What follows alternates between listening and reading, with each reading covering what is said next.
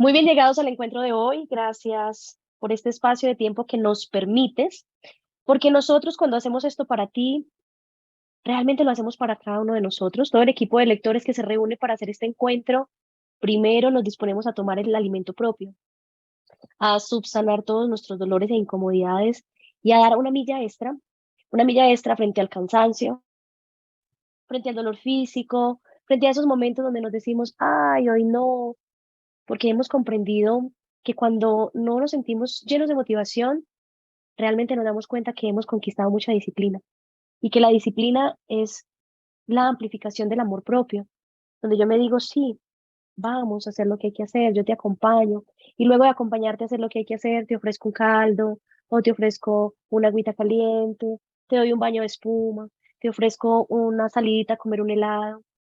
Eso es vivir a conciencia con nuestros sentires cotidianos. Y tomar este alimento para nosotros es muy sagrado. Todos los días poder regalar un espacio de tiempo a reconocer nuestros dolores, nuestras heridas, nuestras historias y dedicarnos también a descubrir esos caminitos. ¿Por dónde voy a seguirme transitando? Y venimos trabajando, adentrándonos en la herramienta del mapa del lenguaje del amor. Vamos hoy a trabajar esa herramienta. Son cuatro. Para llegar al mapa del lenguaje del amor trabajamos cuatro herramientas: la queja nuclear, los descriptores nucleares, la frase nuclear y el trauma nuclear. Uno de los grandes obstáculos en la tarea de resolver los traumas es que la fuente de estos suele ser oculta. Es frecuente que no sepamos qué pasos debemos dar cuando no disponemos de un contexto para entender nuestros sentimientos. El lenguaje nuclear puede hacernos visible el origen de un trauma, permitiéndonos desembarazarnos de los modos en que podemos haber estado reviviendo el pasado. Cuando leas las siguientes páginas, las que vamos a seguir trabajando, vas a empezar, a medida que vayamos leyendo, vas a irte centrando en ti para que construyas tu propio mapa nuclear. Lo que vayas escuchando, que te haga sentido, que te haga un clic, lo tomas nota y con eso vamos a construir tu mapa nuclear. Seguirás paso a paso un proceso en el que vamos a ir identificando el lenguaje, basándonos en las palabras que decimos, en los sentimientos, también en algunos dolores físicos. Ahorita haciendo conciencia me parece bien bonito porque en la casa de mis padres, parte del lenguaje nuclear de la familia, de la línea materna, es decir, me duele hasta el pelo. Entonces es como la forma en la que mamá nos hacía saber, súbete mi amor, la forma en que mamá nos hacía saber que estaba experimentando los dolores físicos y emocionales porque le dolía hasta el pelo. Puede ser que venía de esos dolores de los golpes, de su experiencia de violencia, del insomnio, de no haber dormido, de recordar o traer la memoria de cuando era golpeada de niña o lastimada, quizá. Yo no estuve en ese tiempo. Cuando yo me escucho diciendo, ay, me duele hasta el pelo, reconozco la frase nuclear y digo, ah, pero te duele hasta el pelo porque estuviste haciendo un proceso, o porque te metiste al río, o te fuiste a jugar a los brinquitos de adultos, o bueno, es como, ah, es que lo que hay de profundidad de la historia es que a mí me duele el cuerpo porque troté, porque corrí, porque hice yoga, porque me monté en el techo, en las telas haciendo el yoga aéreo, y claro que va a doler, porque el cuerpo se está sintiendo impactado. Y cuando hago conciencia que mi dolor físico, o para mí el dolor físico después de hacer ejercicio o hacer yoga aéreo, que es lo que practico actualmente, es como si el cuerpo me dijera gracias. Gracias por verme, gracias por tocarme. El entrenador dice, si no te duele, entonces no te está haciendo efecto, porque no estás estirando los músculos, porque las articulaciones se han quedado enquilosadas, como rígidas, entonces claro que experimentamos dolor. Y yo le digo a ella, a la interna que dice, ay, es que me duele hasta el pelo, le digo, qué bueno que ese dolor no viene de una golpiza que te dio un hombre anoche. Qué bueno que ese dolor no viene de pasar frío en las calles y te duelen los huesos del frío de estar en las calles. Qué bueno que nos está doliendo de una manera diferente, porque la frase nuclear ya está anclada en mí. Claro, me duele hasta el pelo, es un mensaje que me recuerda mucho a mi mamá, de hecho. Hoy día a mamá le duele hasta el pelo que está haciendo ejercicio, mamá, ¿cómo se llama esto que hace mi mamá como en una caminadora o en una, esa de bicicleta estática? Mira, no sabía cómo se llamaba esta máquina. Y, y ahora le duele porque se está tocando el cuerpo de otra manera. mamá ya no recibe golpes, mamá ya no vive esas experiencias y ahora su cuerpo le duele bonito, le duele diferente, se siente visto y eso también es un acto de amor bien bello para todos. A todos nos toca. Entonces, las frases nucleares no siempre nos van a conducir a las peores tragedias. Cuando yo logro ver mi frase nuclear y la pongo en otra experiencia, yo puedo reconocer que esa frase nuclear me lleva a una historia por allá oscura y profunda. Y hoy puedo reconocer que esa misma frase nuclear ahora me permite generarle otra experiencia para que tenga otro significado. Y eso lo vamos a trabajar, bueno, lo vas a ir trabajando tú allá en la casa a medida que escuchas la grabación. Entonces, la construcción de tu mapa de lenguaje nuclear tiene 4 pasos. Vamos a irlos trabajando. Vamos a mirar las herramientas para cada uno de esos pasos. Entonces, papel y lápiz.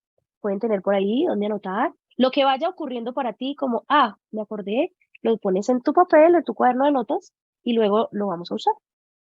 Comencemos entonces con la queja nuclear. Yo hace mucho tiempo desarrollando un programa hermosísimo que amo con todo mi corazón, que se llama Lecciones del Maestro para una vida integral. En el primer capítulo que trabajamos son 33 lecciones del curso. El primer capítulo es de la queja y aprendimos cómo la queja se convierte en semillas.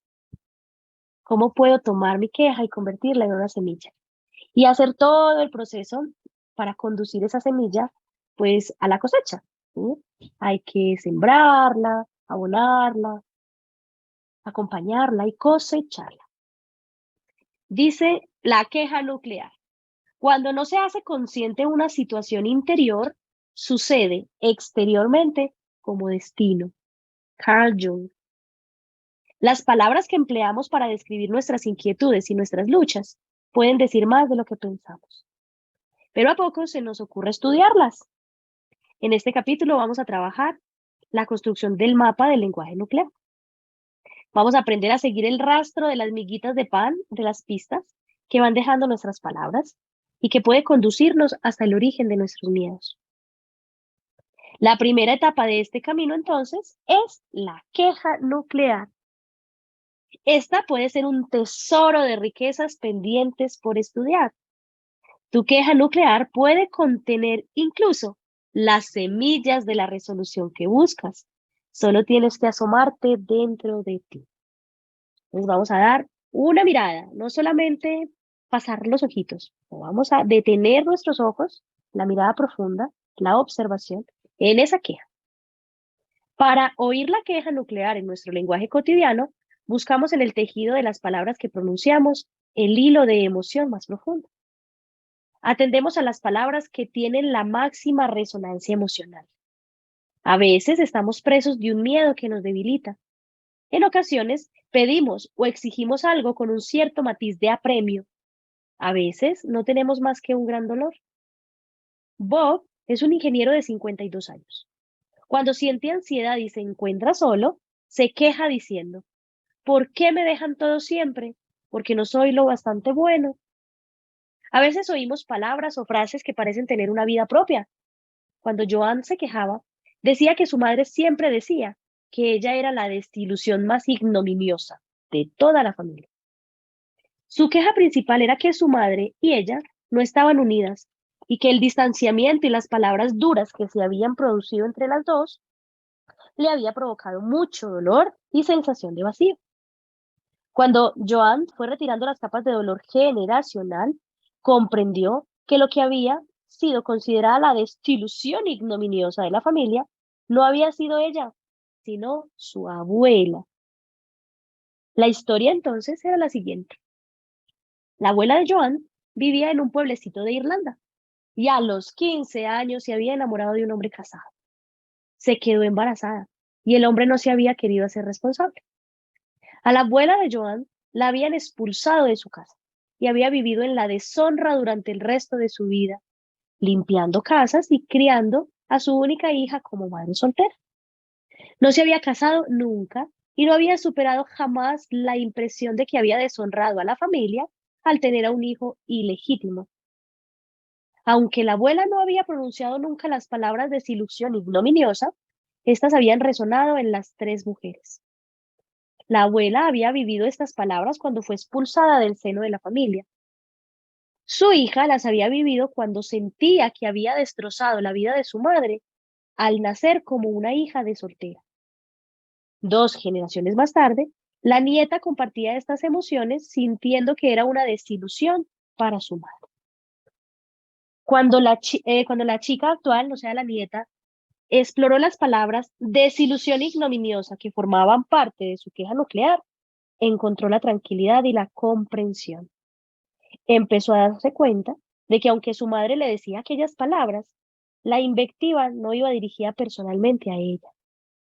Ahora, cuando oía aquellas palabras, le evocaban sentimientos de amor y solidaridad hacia su madre y hacia su abuela, y también hacia la vida difícil que debieron vivir las dos en Irlanda. Cuando analizamos la queja nuclear, no solo atendemos a nuestro lenguaje hablado, sino que observamos también nuestro lenguaje somático, es decir, el de nuestro cuerpo físico. ¿Cómo me siento? ¿Qué le ocurre a mi cuerpo cuando escucho una frase u otra?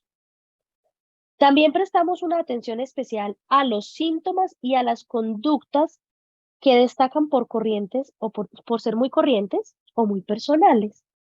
¿Qué ocurre con tanta frecuencia? En el ejemplo que presentamos a continuación, Carson, bombero de 26 años de edad, expresaba su miedo, tanto de manera física como verbal. Cuando Carson tenía 24 años, rozó con el coche un guardarraíl y estuvo a punto de despeñarse por un barranco.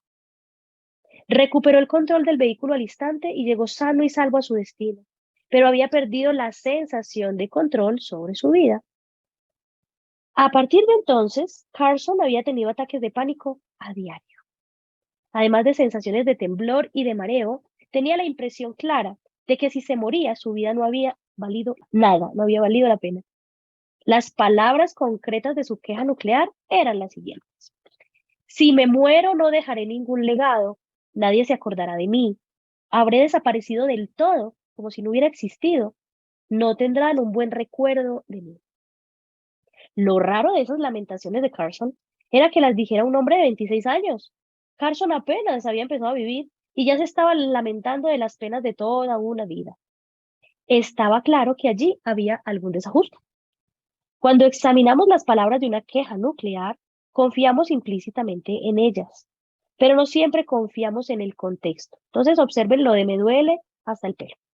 Sí confiamos en toda la frase, me duele hasta el pelo. Sin embargo, nos permitimos el contexto, me duele hasta el pelo, porque me metí al río, porque estuve en una cascada, la cascada me dio durísimo en la cabeza, buenísimo para limpiar todos mis pensamientos y mis creencias negativas, y me duele hasta el pelo. Ahora, me duele hasta el pelo de la golpiza que me dio mi esposo anoche. Es diferente. Sin embargo, la frase es la misma. Entonces dice, confiamos implícitamente en la palabra, en las palabras de la queja nuclear, pero no siempre en el contexto. ¿Por qué? ¿Por qué confiamos en esas palabras? Porque estas palabras generalmente suelen ser verdaderas para alguien. Para alguien son palabras verdaderas, para mí o para otras generaciones, que no necesariamente es el que las está pronunciando. Otros pronunciamos estas palabras por lealtad o por recordar a alguno de nuestros progenitores, como vimos antes, para estar cerca de uno de ellos. Y bueno, devuélvanse un poquito en los otros audios para que escuchen esos 4 movimientos que hacemos los niños con relación a nuestros padres o a algunos otros seres que viven con nosotros en la familia. Para descubrir quién es ese alguien, tenemos que asomarnos tras el telón para atisbar nuestra historia familiar. En el caso de Carson, ese alguien que faltaba era su padre. Después de un duro proceso de divorcio con su madre, al padre de Carson le exigieron que renunciara a sus derechos paternos sobre el hijo que tenía entonces 4 años. Tras una larga batalla legal para la custodia, el padre de Carson tuvo que acceder por fin. Carson no volvió a verlo nunca más. La madre de Carson no solo hablaba mal de su padre, sino que el niño fue adoptado por el nuevo marido de la madre y tomó su apellido. Repasemos de nuevo el lenguaje nuclear de la queja nuclear de Carson. No dejaré ningún legado. Nadie se acordará de mí. Habré desaparecido del todo como si no hubiera existido. No tendrán un buen recuerdo de mí. La historia de Carson se ve ahora bajo una nueva luz. Fusionándose con la realidad de su padre de haber perdido a su legado vivo, es decir, a su hijo, Carson había encontrado un modo encubierto de aliarse con el padre ausente. Compartía las sensaciones de la experiencia dolorosa del padre, temiendo que también él mismo desapareciera de pronto y quedara olvidado. Después de haber descubierto la raíz de su queja nuclear, Carson tomó la decisión de localizar a su padre y de ponerse en contacto con él de nuevo. El padre se había trasladado a otro estado y había tenido 3 hijos con una segunda esposa, y se alegró muchísimo de tener noticias de Carson. Le había perdurado el vacío de haber perdido su hijo 20 años antes, que le perforaba el corazón, según dijo a Carson. También había quedado dentro de Carson algo tangible, aunque muy sumergido, muy hondo, el amor por su padre. Según dice, la historia la escriben los vencedores, la cuentan los que han vivido para contarla. Nosotros somos esos vencedores que hemos venido a contar nuestra propia historia y somos sobrevivientes de todo aquello que experimentamos.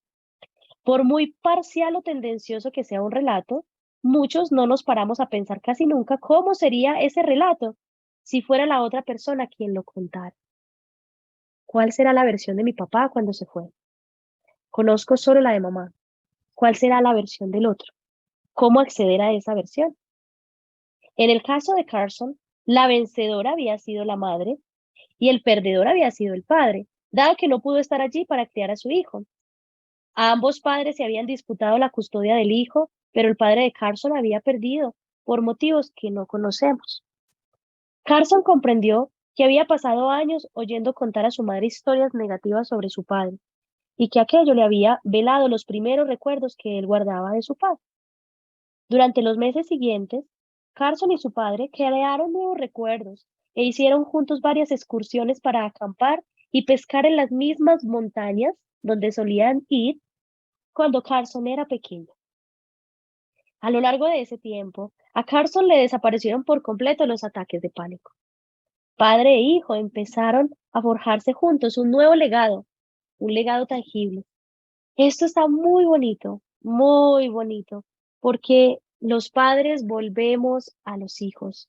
Somos los padres los que hacemos ese retorno a la luz de nuestros padres y renunciamos a todas aquellas historias que ocurrieron entre ellos como pareja y nos volvemos a dar permiso de ser los hijos de nuestros padres. Dejo contigo, papá, dejo contigo, mamá, la responsabilidad de tus actos. Sus asuntos de pareja son su responsabilidad, no me corresponde. Yo soy demasiado pequeño para esas historias tan grandes. Y vuelvo al padre y vuelvo a la madre. Así que atesora de este encuentro de hoy lo que te sea útil, lo que te llene de vida. Regálate la oportunidad de reconocer tus quejas, escríbelas en un papel, tenlas a la mano para que las trabajemos en el camino. Tráelas anotaditas o ponlas en el chat para que no se te olviden. Este es un material muy importante, muy valioso para hacer lo que hay que hacer. Gracias, gracias, gracias. Recuerda que yo soy Belleza Limanjari, directora e inspiradora de Tu Mejor Versión, y que todo el equipo de lectores nos hemos dispuesto y nos hemos puesto también disponibles para ti. Ahora te corresponde a ti también disponerte y ponerte disponible para ti. Hasta pronto.